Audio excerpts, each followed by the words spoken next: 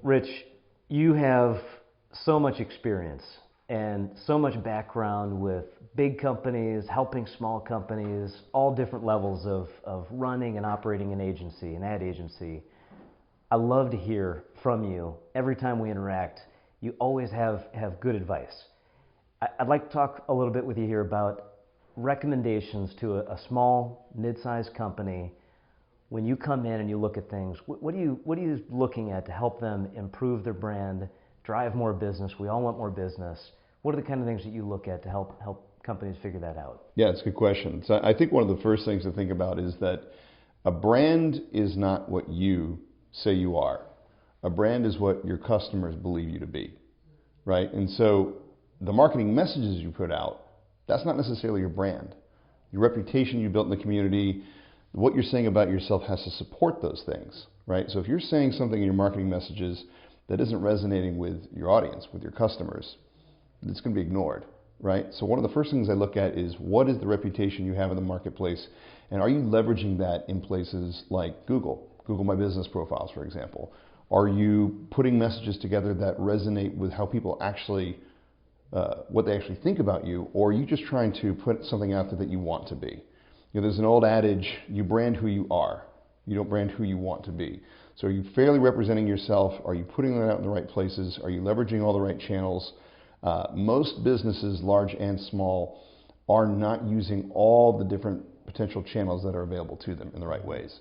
You know, I work for the Fortune 500 company. They aren't even doing that, right? So I think it's a matter of recognizing the opportunities that are out there, saying truthful, correct things, and making sure that you're leveraging all the different assets you have in terms of reputation. I'm going on and on and on. But I think one of the most important things to recognize when you're trying to build out who you are online, especially these days, digital is important, digital is massive, that it reflects the experience that your customers are going to have with you, right? So if you're telling that story effectively and it's something that is truthful and it's something that is going to be reflected when they look at the reviews of your business, and if you're not leveraging reviews, if you're not gathering reviews constantly, consistently, and putting those on your website, and putting those in your emails, and putting those in your social media profiles, putting in your email signatures, if you're not leveraging what other people are saying about you, you're not building your brand, you're just speaking into the wind. So it's really blown me away because you came in and started taking a look at FMS within days, weeks.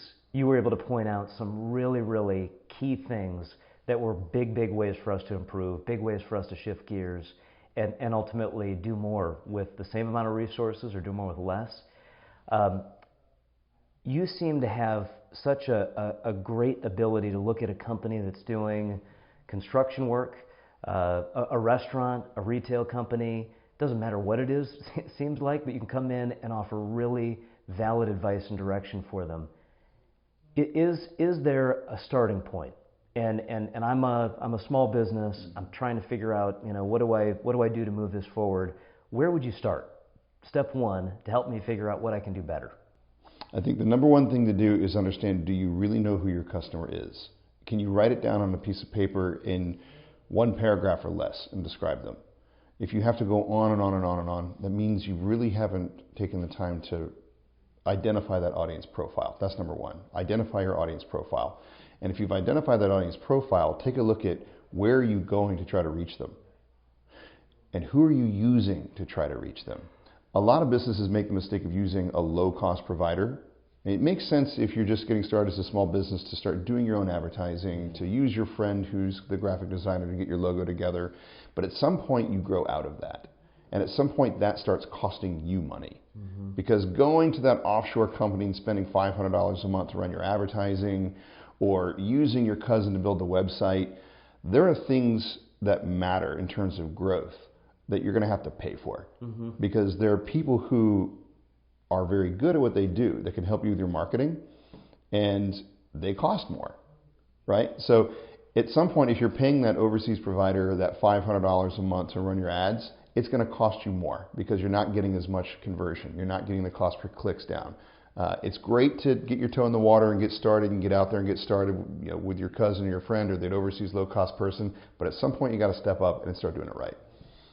You know, we're in the franchise development business. We help companies take their brand to the next level. And earlier today, conversation with someone, they didn't have a website, and they had a restaurant.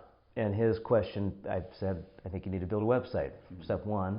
And his question back is, well, what's that going to do for me? Why? And he had a great restaurant, did really well. I mean, great volume, and you know, no real reason to be in pain over anything. I had an answer for him. What would you say to him? Yet I would say if you're filling every seat of that restaurant every night and you're just that place that's got the Zagat reviews going crazy, you might not need much of one. But if you're trying to grow your business, if you're trying to expand, people want to know what you're all about. They want to see pictures of the food. They want to be able to make reservations online. They want to be able to see what other people have had to say about it. The website in that case becomes an extension of the interior of the restaurant, right? So you want to project the experience that they're going to have inside that restaurant onto that website. And so if you're in that place where you don't need it, you don't need it.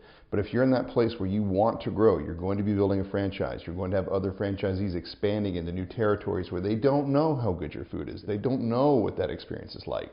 That website is an important introduction to the experience they're going to have inside that restaurant. Yeah, that's a great point. I mean, because a new location, they have to hunt.